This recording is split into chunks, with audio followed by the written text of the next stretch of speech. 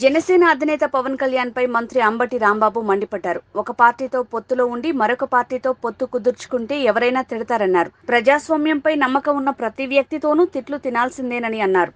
పవన్ లాంటి అనైతిక రాజకీయ నేత మరొకరు ఉండరని అంబటి రాంబాబు అన్నారు. ఓట్లు కొనుక్కోమంటూ పార్టీ నేతలకు లైసెన్స్ ఇచ్చారని అంబటి రాంబాబు అన్నారు. పవన్, చంద్రబాబును టీడీపీ, జనసేన నాయకులను నమ్మొద్దని ఆ పార్టీ కార్యకర్తలకు సూచించారు.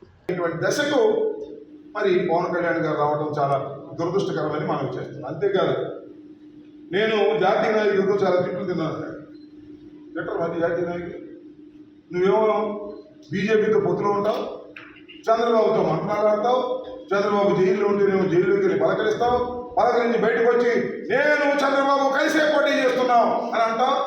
ఒక పొత్తులో ఉండి ఆ పొత్తులో ఉన్న పార్టీకి సమాచారం లేకోకుండా మరో పార్టీతో పొత్తులో మీరు వెళుతున్నప్పుడు ఖచ్చితంగా ఏ రాజకీయ పక్షమైనా, నైతిక విలువలు కలిగిన ఏ రాజకీయ పక్షమైనా, నైతిక విలువలు కలిగిన ఏ రాజకీయ నాయకుడైనా నువ్వు చేస్తున్నది తప్పు అని చివాట్లు పెడతారు. వాళ్ళు పెట్టేదేంటి, దారే వాళ్ళు చివాట్లు పెడతారు. ఏమైనా నీకు బుద్ధిలో బుద్ధి లేదా?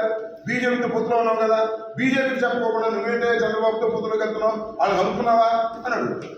అందువల్ల అనేక చివాట్లు నువ్వు తిన్నా రాబోయే కాలంలో మరిన్ని చివాట్లు తినేటటువంటి పరిస్థితి కూడా ఏర్పడుతుందనే విషయాన్ని దయచేసి పవన్ కళ్యాణ్ గారు గమనించాలని ఈ సందర్భంగా నేను మనవి చేస్తున్నా. సరే, పవన్ కళ్యాణ్ గారికి ఇంతవరకు పొత్తు అన్నారు, కానీ ఆ పొత్తు ఎక్కడ పొడిచిందో అర్థం కావట్లా, ఎన్ని సీట్లు ఇస్తారో అర్థం కావట్లా, ఈయన ఎన్ని పోటీ చేస్తారో ఈయనకి అర్థం కావట్లా. అక్కడక్కడ భీమవరంలోనే పోటీ చేస్తాను అంటున్నా అంట, మరి నిజమో కాదో తెలియదు. అఫీషియల్గా అనౌన్స్ చేయనటువంటి పరిస్థితి. ఇలాంటి గందరగోళ పరిస్థితుల్లో మా ప్రత్యర్థులు ఉన్నారనే విషయాన్ని దయచేసి ఓటర్ మహాశయులు గమనించాలని మనవి చేస్తున్నా. వాళ్ళు గందరగోళంలో ఉన్నారు, వాళ్ళు ఎన్ని సీట్లు తేల్చుకోలేని పరిస్థితిలో ఉన్నారు, ఎవరెక్కడ పోటీ చేయాలో కూడా తెలియనటువంటి పరిస్థితిలో ఉన్నారు. చంద్రబాబు నాయుడు గారు కూడా రెస్ట్ తీసుకునే పరిస్థితిలో ఉన్నారు.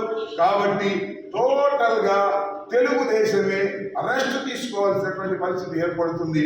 దానితో పాటు పవన్ కళ్యాణ్ గారు కూడా రెస్ట్ తీసుకునే పరిస్థితికి వచ్చిందని ఈ సందర్భంగా నేను చెప్పదలుచుకున్నాను.